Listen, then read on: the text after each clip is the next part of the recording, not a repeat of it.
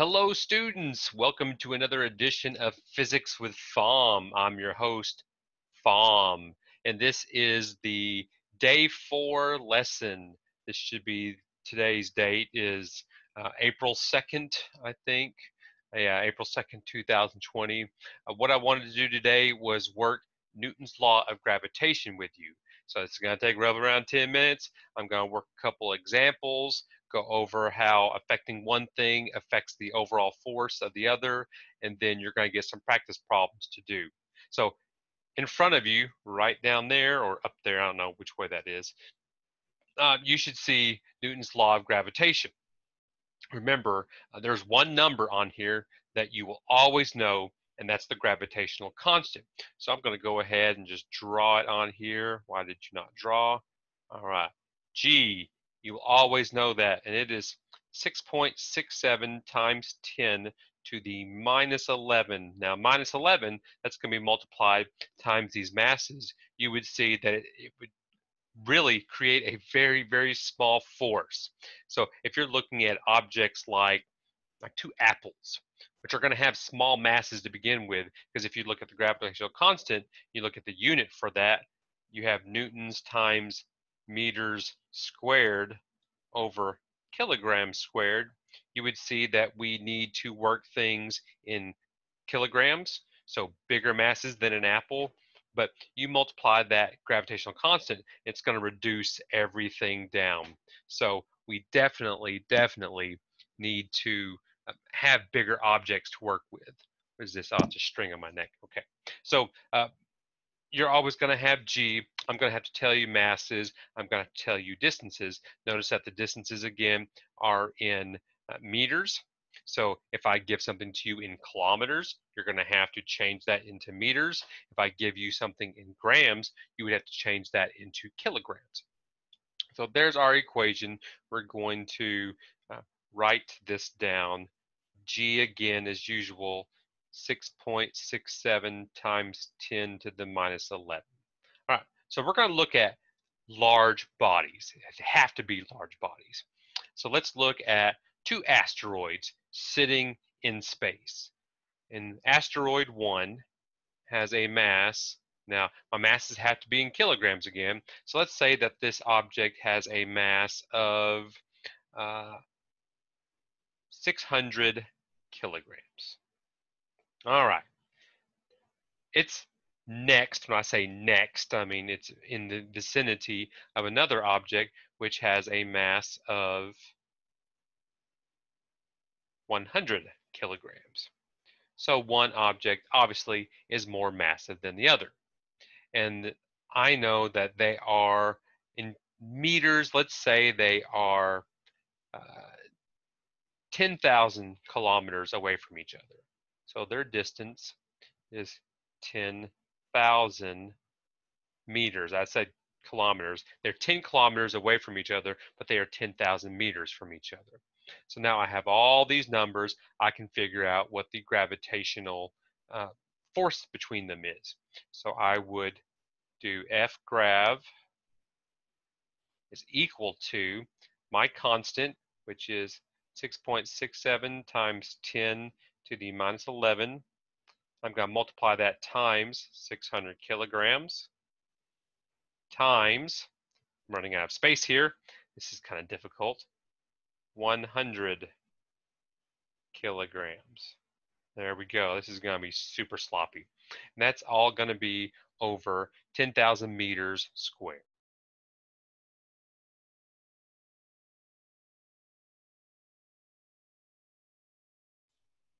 So I have 10,000 meters squared. I'm doing this like Khan Academy. All right, so I'm going to type all of that information into my calculator. That's a lot of information. Let's see, let's bring up my calculator app. This is the first time I've used my calculator app. This is not the wrong, it's the wrong one. All right, where are you at, calculator app? By the way, I'm also conveniently killing time as well.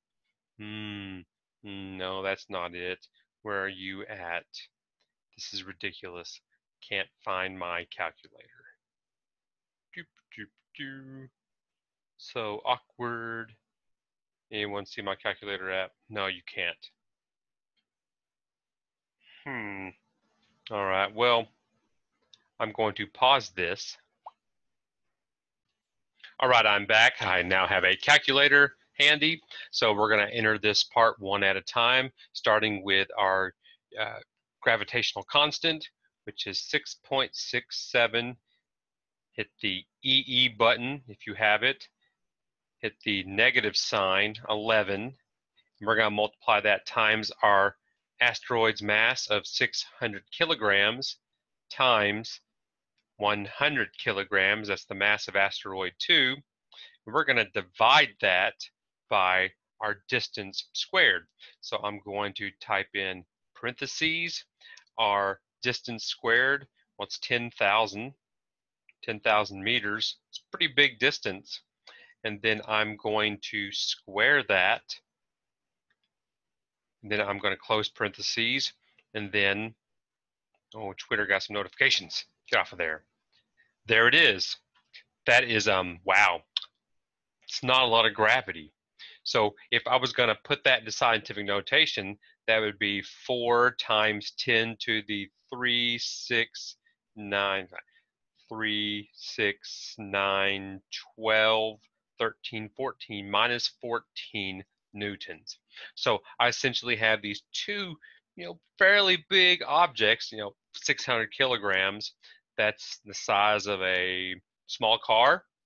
And then the 100 kilogram one, maybe like a washing machine, and they are really, really far apart, 10,000 meters. They exert a force of, very, very small gravitational force. So you can see what happens because of that gravitational constant. It greatly reduces the size of my force, especially if my objects are far away. So let's do something different then. Let's take two objects that the same objects, and let's put them really, really close together. So I'm going to go back and then, okay, get off of here, whatever you are. All right, I'm able to draw. Yeah, there we go. So I'm going to take these same objects. I have mass 1 is going to be 600 kilograms again. Mass 2 is going to be 100 kilograms. My gravitational constant still 6.67 times 10 to the minus 11, but let's make these objects really, really close together. Let's put them 1 meter close to each other. So my distance is now just 1 meter. So to figure out the force of gravity between them, I'm learning I need more space. I'm going to take 6.67. Ooh, that's awful. Let's fix that again. You know what? I think I'm going to try this handy dandy pen I've got. Which is going to require me to move this down. I don't know if I can do this because I'm going to have to float. Let's see. Oh, nope, nope. It's going to write again. All right. We're going to do 6.67 times 10 to the minus 11. Pen, not that great. Not working out.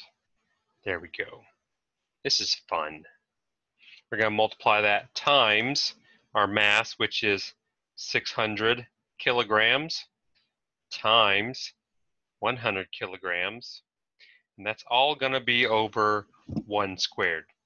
And we should all know by now that 1 squared is simply 1. So I'm going to take my numbers. I have 6.67 there, minus 11. I'm going to multiply that times 600 times 100. And there we go. So our new force is now 3, 6. It's roughly 4. Our force of gravity is 4 times 10 to the minus 6 newtons. So these are, you could say these are fairly common day objects. A car and a washing machine, small car, washing machine. You put them together, and they're going to exert a force of less than 1 Newton on each other. So obviously, they are not going to overcome gravity on Earth.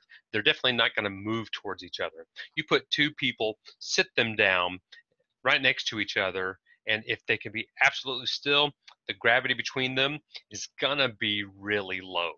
So much so that they are not going to be attracted to each other unless they are attracted to each other. So I think on the previous problem, the gravitational field, the force of gravity was like 4 times 10 to the minus 11. So very, very small. So to get appreciable forces between these objects, they have to be so much bigger. So let's kick it up. Let's go 2 objects. First object has a mass of, let's say, 3 billion kilograms. That's awful. I got to use my pen. And then mass 2, let's say it's got a mass, or let's go 10 billion. Awful. Let's put them at a distance of 1 meter again. So now distance is 1 meter. So F gravity then between the objects is going to be our gravitational constant, 6.67 times 10 to the minus 11. And then now I'm going to have these big numbers. So it's 3 times 10. That's going to be to the 369 to the 9th kilograms times 1.0, or just 1. Let's erase that. 10 billion is going to be, let's see, 369, yeah, 10. 1 times 10 to the 10th power kilograms. So far more massive objects. These are mountains. These are huge objects. Let's see what happens to the force. Automatically, I can see with this exponent and that exponent, if you follow the law of exponents, when you multiply things, you're going to add those exponents. So already I'm sitting at something that's going to be times 10 to the 19th power times this force over here. All right, so let's see what happens. That's all going to be over 1 squared. Get off of there, not now. I'm not going to rate you. All right, so let's type in our numbers. 6.67 EE to the minus 11th. We're going to multiply that times 3 EE to the 9th power. That should be 3 billion. Got to do the little jumps here, here, here. Yeah, that's right. And then multiply that times, oh, now my number's a little bit bigger already. I'm going to multiply that times 1 EE to the 10th power. And let's see what happens to the force of gravity between them. Now we're talking. That is some appreciable gravity between these two objects. That is a gravitational force of 2 billion newtons between them. So you got really, really, really large objects that are 1 meter away from each other. And that's center to center. So these are super dense objects. If the distance between them is just 1 meter, that's extremely dense objects, a lot of matter pushed into a tiny place. You have a force of 2 billion newtons. So that is how you work Newton's law of gravitation. Your next assignment is going to be on the same sheet of paper as everything else, where I will give you all the numbers, and then you're going to enter the information, your answers, into that Google Sheet, into one big sheet for this entire week. So if you have any questions whatsoever about how this is done, please let me know. I will be available, and there's all kinds of calculators that you can use online, and then you can just re-watch this video to see how this problem is worked out. But I will talk to you tomorrow, and have a good day.